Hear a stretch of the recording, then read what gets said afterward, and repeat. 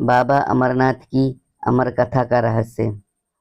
अमरनाथ हिंदी के दो शब्द अमर अर्थात अनश्वर और नाथ अर्थात भगवान को जोड़ने से बनता है।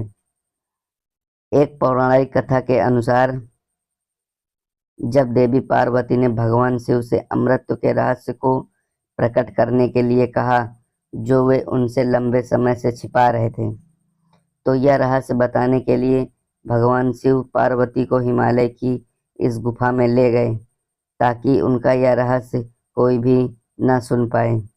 और यहीं भगवान शिव ने देवी पार्वती को अमृतत्व का रहस्य बताया।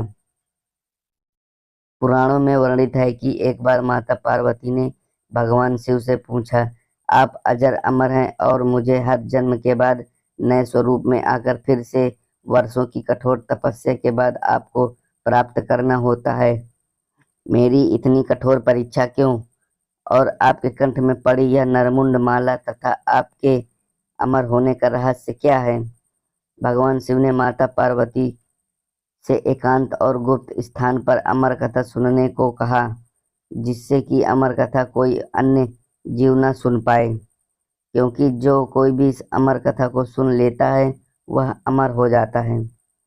पुराणों के मुताबिक शिव ने पार्वती को इसी परम पावन अमरनाथ की गुफा में अपनी साधना की अमर कथा सुनाई थी, जिसे हम अमृत तो कहते हैं। भगवान भोलेनाथ ने अपनी सवारी नंदी को पहलगाम पर छोड़ दिया, जटाओं से चंद्रमा को चंदनवाड़ी में अलग कर दिया और गंगा जी को पंचतरणी में तथा कंठभूषण सर्प को शेषनाग पर छोड़ दिया। इस प्रकार इस पड़ाव का नाम शेषनाग पड़ा। अलग पड़ाव गणेश पड़ता है। इस स्थान पर बाबा ने अपने पुत्र गणेश को भी छोड़ दिया था, जिसका महागुड़ा पर्वत का भी कहा जाता है। पिस्सू घाटी में पिस्सू नामक कीड़े को भी त्याग दिया।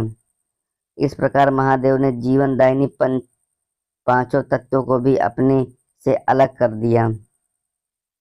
इसके बाद मां पार्वती साथ उन्होंने गुप्त गुफा में प्रवेश कर किया और अमर कथा मां पार्वती को सुनाना शुरू किया।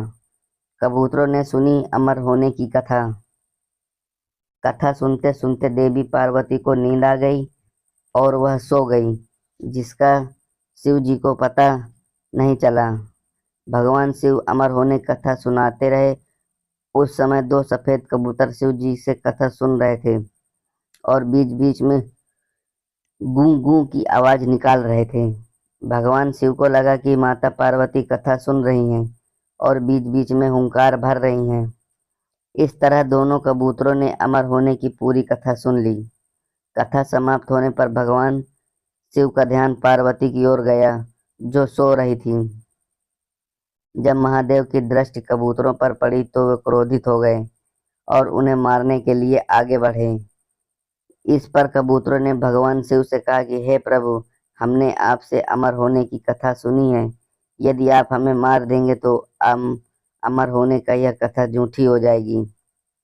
इस पर भगवान शिव ने कबूतरों को जीवित छोड़ दिया और उन्हें आशीर्वाद दिया कि तुम सदैव इस स्थान पर शिव पार्वती के प्रतीक चिन्ह के रूप में निवास करोगे। अतः यह कबूतर का जोड़ा अजर अमर हो गया। ऐसा कहते हैं कि आज भी इन दोनों कबूतरों का दर्शन भक्तों को यहाँ प्राप्त होते हैं और इस तरह से यह गुफा अमर कथा की साक्षी हो गई और इसका नाम अमरनाथ गुफा के नाम से प्रसिद्ध हो गया। अगर आपको यह वीडियो पसंद आई हो तो हमारे चैनल को सब्सक्राइब करें, दोस्तों में शेयर